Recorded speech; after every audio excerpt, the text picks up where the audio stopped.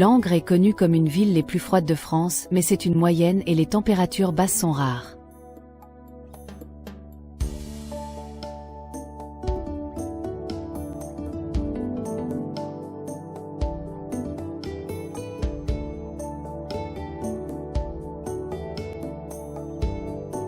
Quand on se promène dans les rues de la ville, on est étonné du nombre de beaux bâtiments, imposants et de caractère qui montrent un passé historique important, militaire et administratif de l'époque romaine à la fin du XIXe siècle.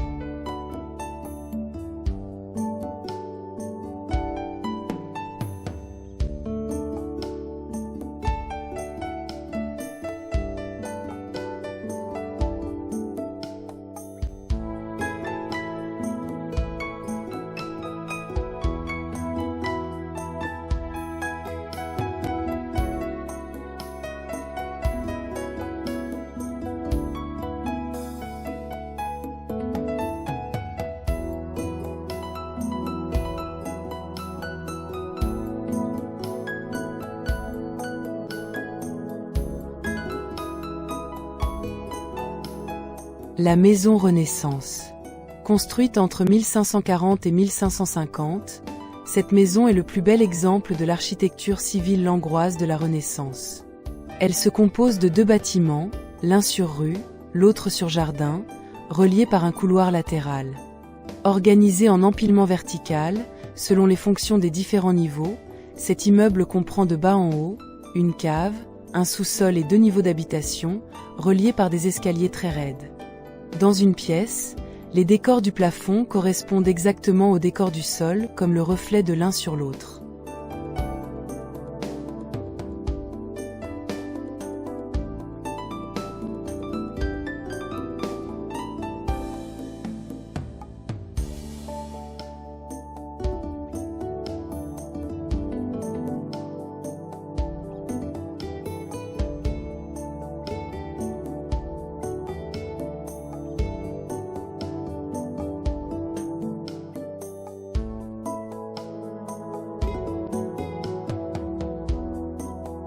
La cathédrale Saint-Mamès.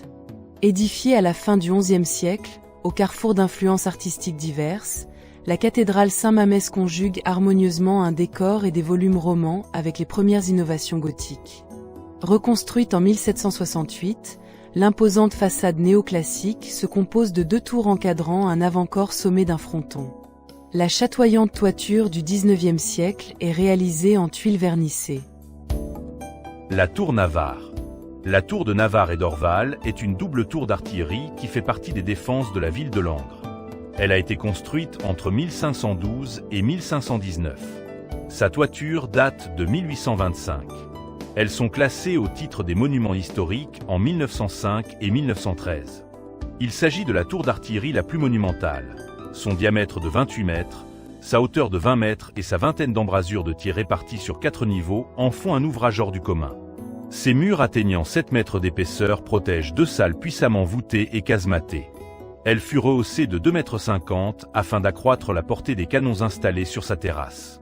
Cette transformation en cours de construction entraîna la pose d'un second niveau de gargouille et la réalisation d'une nouvelle tour, la tour d'Orval, protégeant une rampe d'artillerie en spirale. Celle-ci pouvait acheminer les canons au sommet de la tour de Navarre, à l'abri des tirs ennemis. En 1825, le génie militaire transforma cette tour en poudrière. Une charpente conique fut alors construite afin de protéger les salles inférieures des infiltrations.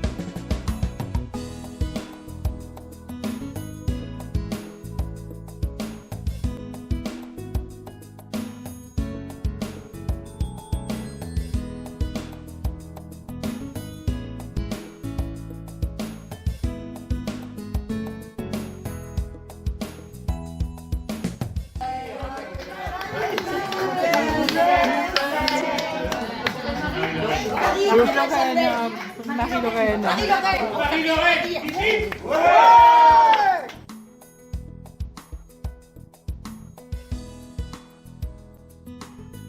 Langres a longtemps été une citadelle stratégique et le premier rempart contre les invasions arrivant par l'est de la France.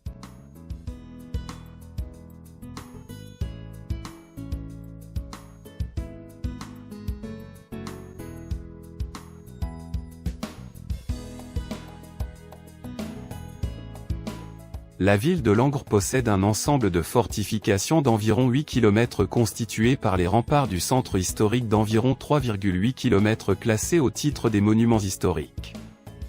Ce sont les remparts les plus longs d'Europe et Langres, la cité perchée, a été reconnue comme « plus belle ville fortifiée de France ».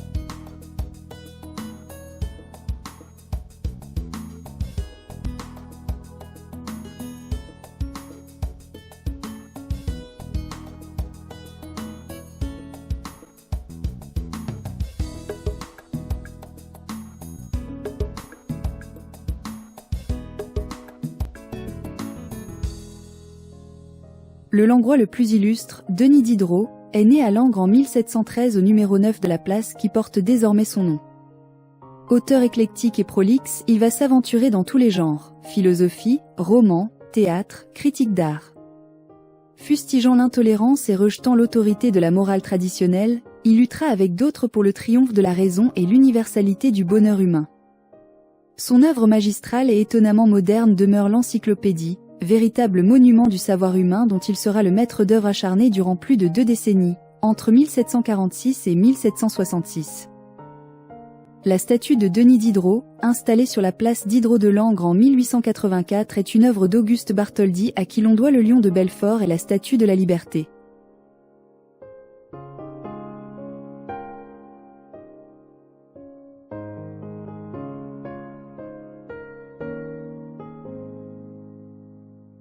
Hallebardier.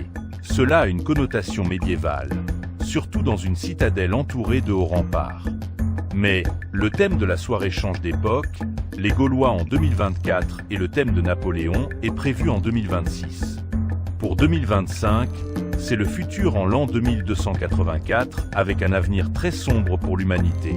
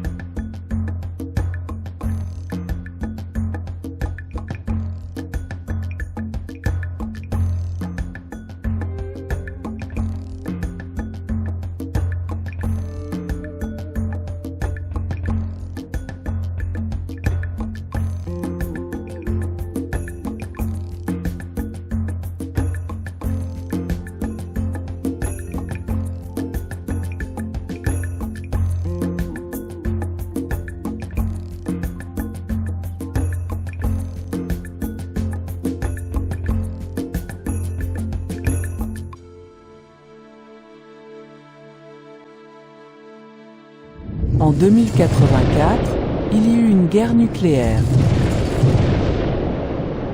200 ans plus tard, en 2284, ce qu'il reste de l'humanité s'est adapté et a évolué. Les femmes ont mieux résisté et ont pris le pouvoir. Les hommes ont régressé. Beaucoup disent que le cerveau des hommes se situe en dessous de la ceinture et en 2284, c'est plus que vrai, mais pas du côté auquel on pense. En effet, c'est dans les fesses qu'il est venu se loger.